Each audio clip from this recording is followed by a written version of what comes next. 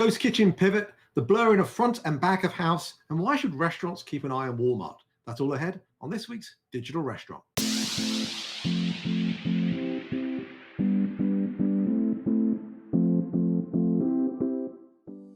The digital restaurant works like this. We're going to ask each other 5 questions about headlines that affect the worlds of restaurants, off-premise, and technology, that in some way tie back to our book series, Delivering the Digital Restaurant.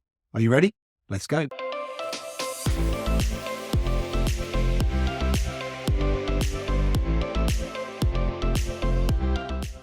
Good morning, Meredith. How are you? I am very good. Carl, how are you today? I'm good. Are you feeling festive yet? It's December. I mean, you're wearing a dark top. I was hoping to see at least maybe a Santa's hat or something. It's true. It's true. I'm in mourning, so got the black on. Oh, really? Oh, boy. Yeah. What's going Yeah. on? Yeah. Well, why don't you ask me the first question? We'll find out. Oh, okay. Well, let's get into the first question this week. A lot of people are talking about it. Kitchen United, Crave, they're leaving their ghost kitchens behind. Are they pivoting? What's going on with ghost kitchens right now?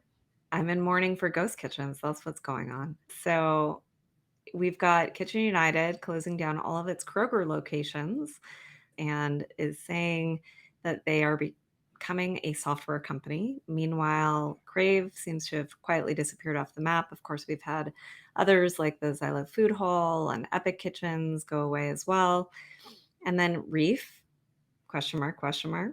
What happened to it? You put all these together and you think, man, are ghost kitchens gone? Are they a thing of the past? Like, what happened? Were they just a pandemic fad? It is a necessary innovation to figure out how to serve the delivery occasion the best way possible. Doing it incrementally out of the back door with a series of third parties, maybe not the best way to do it. But what we saw with ghost kitchens, the way that they were originally constructed, is that they added complexity upon complexity. And so we had one landlord owning the actual real estate. We had another entity doing the build out and providing the labor to run. We had other entities that were operating. Maybe they would be franchisees. So on top of that, you had another entity who was the brand. Then you had the whole third party delivery thing. So you had another entity who was doing the ordering and the back end deliveries. And all this complexity maybe was just a bit much and a bit much to try to find unit level economics that made sense. And that might have been all fine and good when everyone was really excited about the growth potential and interest rates were really low.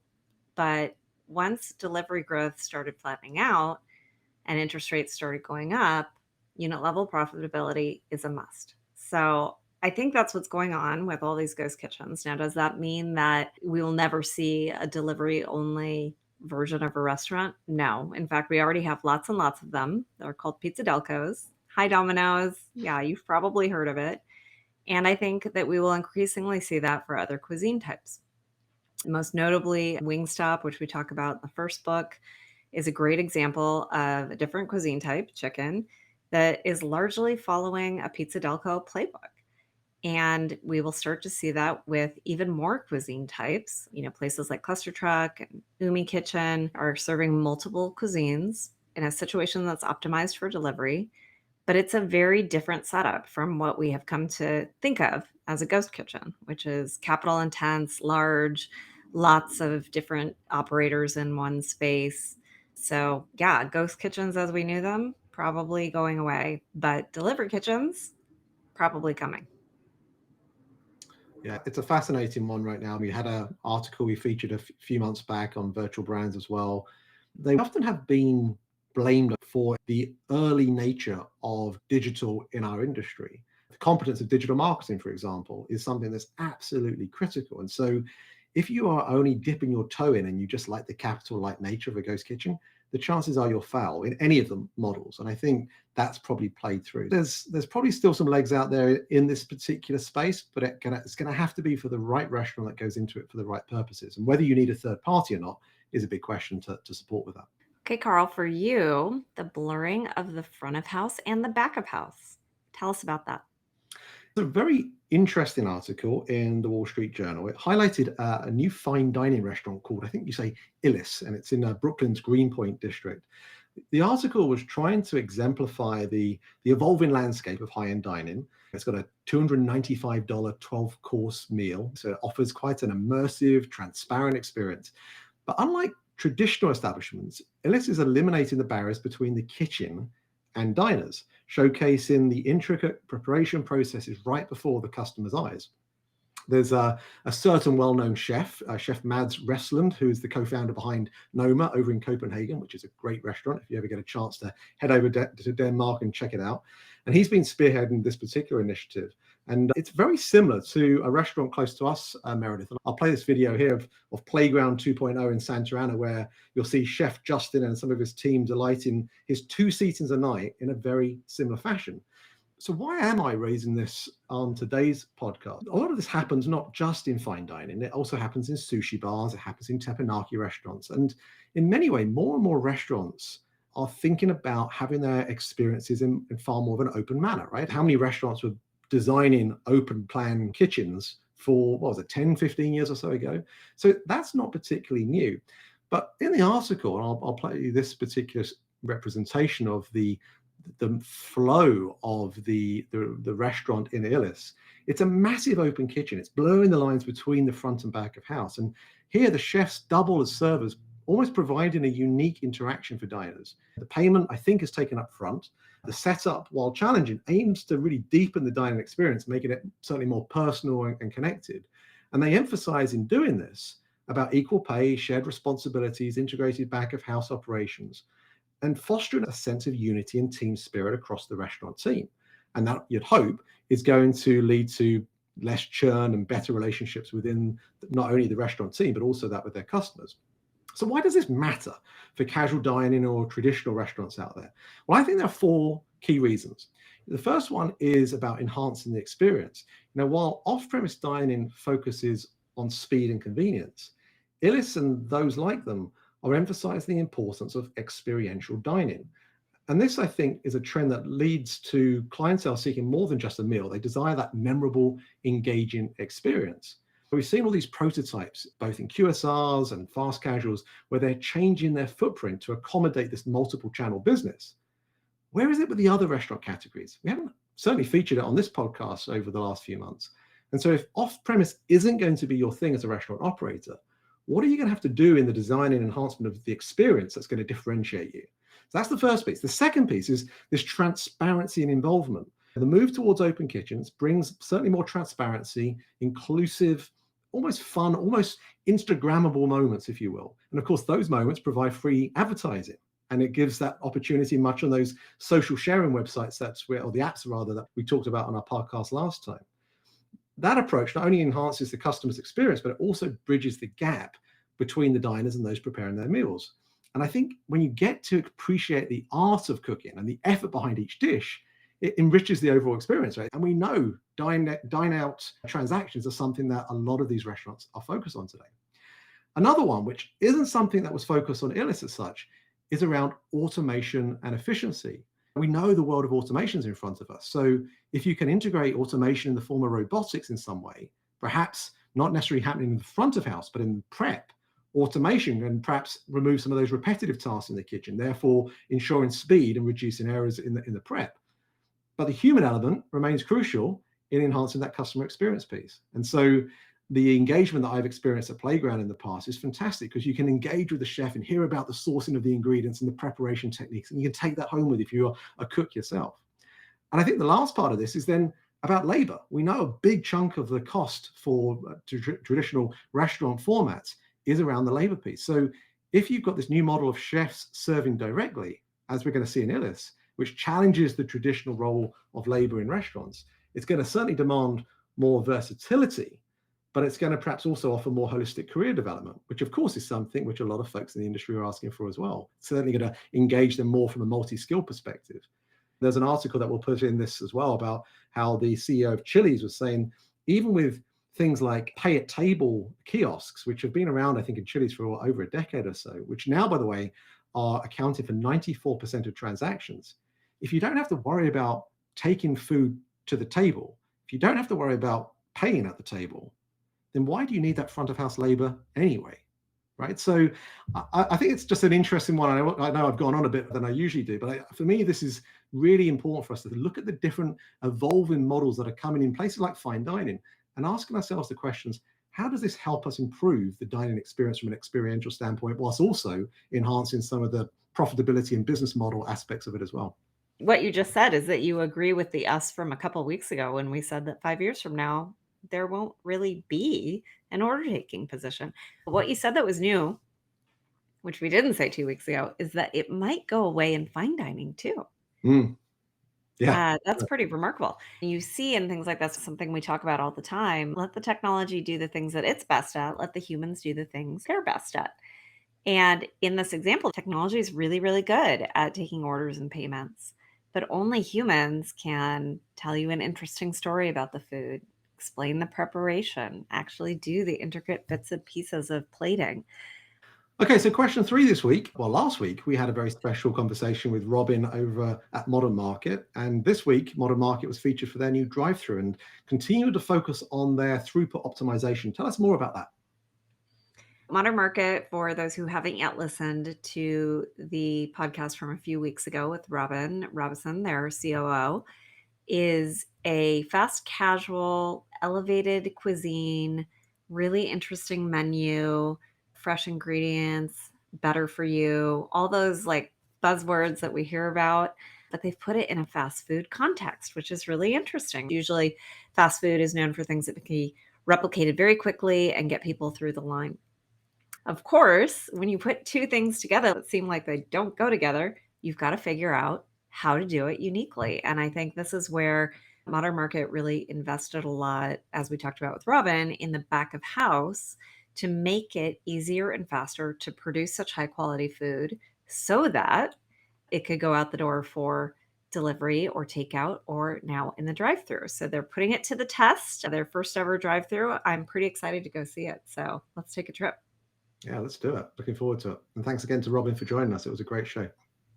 Okay, well, look, before I let you ask the fourth question, I would love to ask our listeners, if you have yet to do so, we'd love you to subscribe to the podcast. If you're a podcast listener, just listening on audio, go onto your podcast platform of choice and please hit subscribe so that you get notified each time Meredith and I put a new show out there. If you're on YouTube, please hit that little bell button, get notified, hit subscribe, and you'll obviously hear from us, obviously, when we publish a new show every couple of weeks or so. But thank you for those that already have subscribed. And even if you don't want to subscribe, do us a favor, give us a like. That's all we can. It's Christmas, right? It's the festive season. Give us a like. All right, Meredith, over to you. What's your fourth question? My fourth question is, why should restaurants care about Walmart's tech investments? Walmart, not a restaurant. What gives? Yeah. Well, the article that we'll put in the link didn't really reference much about Walmart at all until the very bottom of it. And the article talked about AI and robots and just general interest in the fact that consumers are becoming more comfortable with having tech in their restaurant experiences. And certainly if it can aid in creating more personalization. But this piece at the bottom really caught my eye on Walmart because in the retail sector, a guy called Aaron Bolig, who's a managing partner at Comcap, which is a boutique investment bank, is predicting far more broad rollouts of store-based robots, shelf-edge labels, and cameras. And he says Walmart, in many ways, is setting the industry standards, and that's no surprise given their placement in the industry.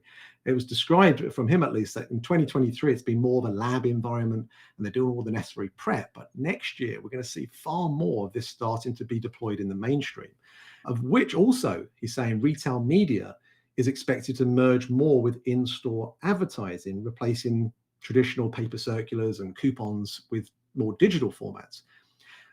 And Meredith, this brought me back to a conversation that you and I had a few months back. And the big question I think we were asking each other, especially as we come from that background, is why is it that the big multinational chains, I think it's fair to say, pay millions, certainly if we add them all up together, each year on expensive POP to line the windows of the latest LTO or promotion in a very unsustainable manner, not just in terms of the materials themselves, but also in terms of the logistics to get them to every location.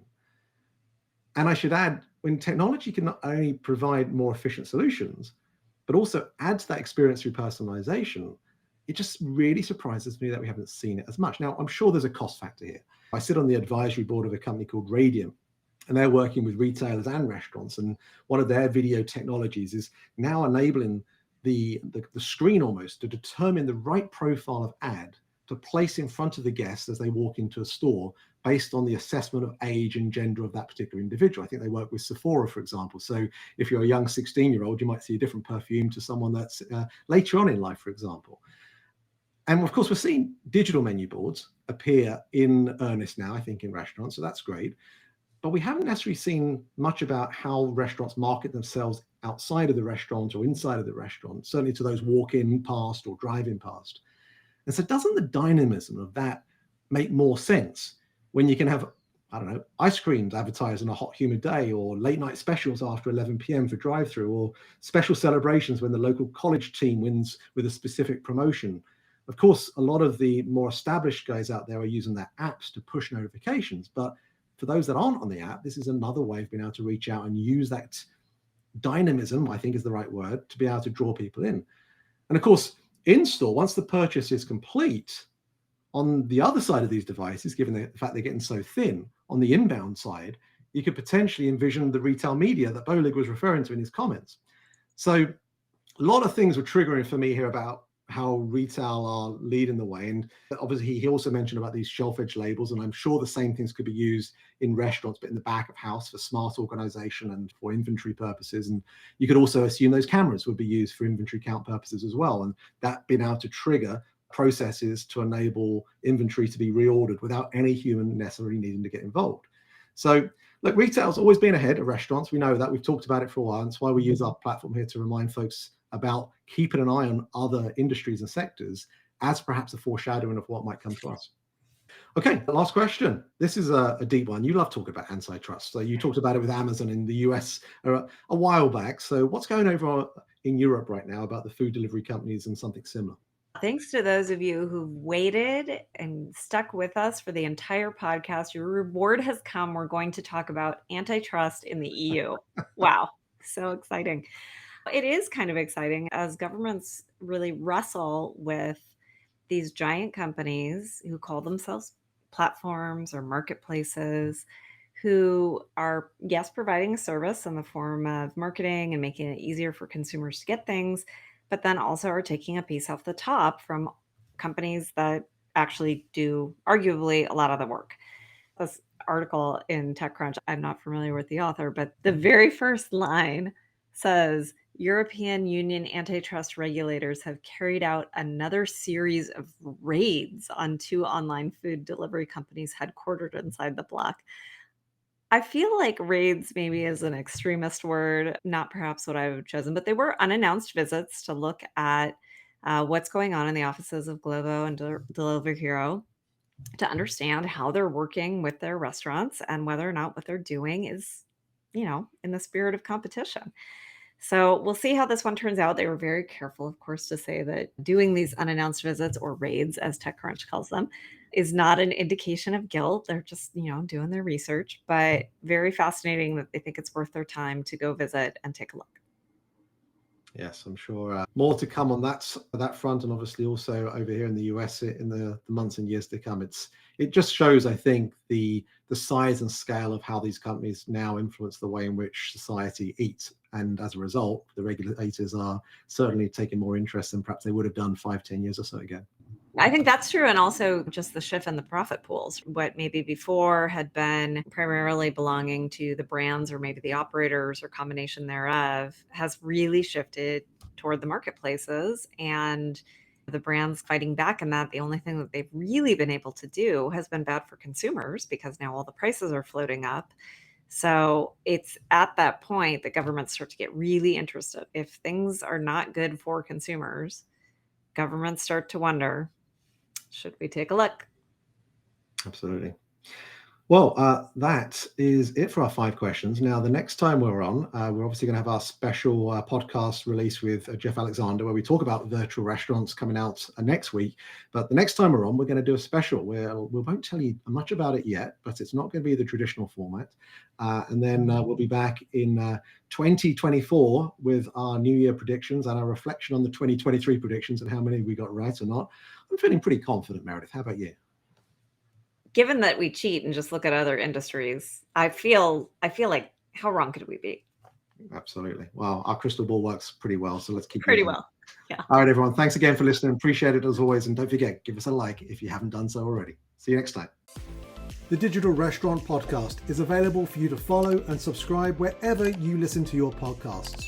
Watch us, rate us, and subscribe to The Digital Restaurant on YouTube, and follow along on all our social media digital restaurant channels. Thanks for listening.